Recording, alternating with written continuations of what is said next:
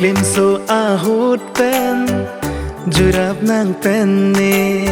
non pune seng ve dola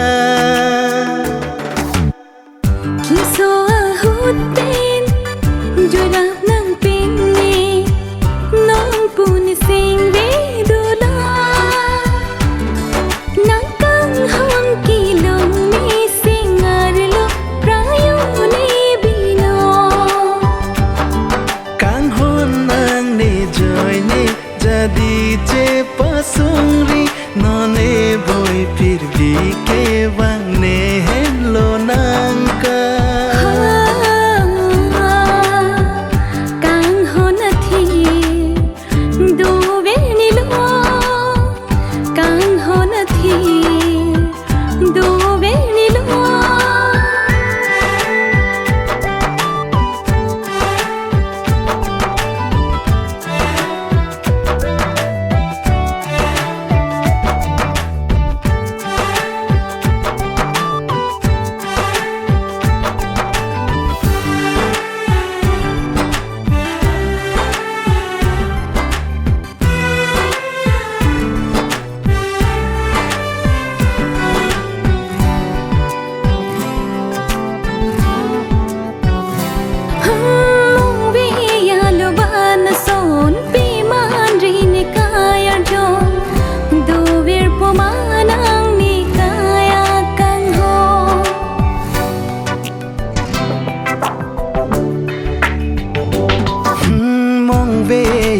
Bana son pe man melone kang hon do ver ponang kaya lo klim so ahut pen joy rap nang pen ne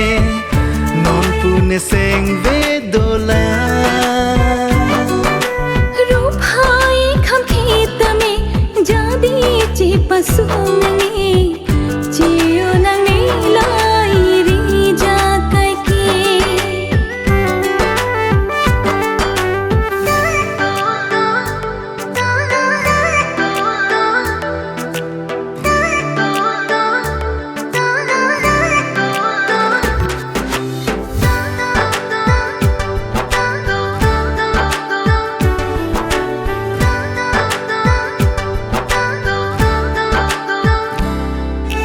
ang song a chiklo son kai ke tur bong le donon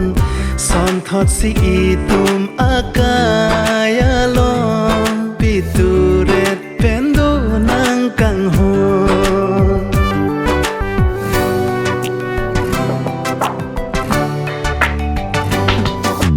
ranam doi phan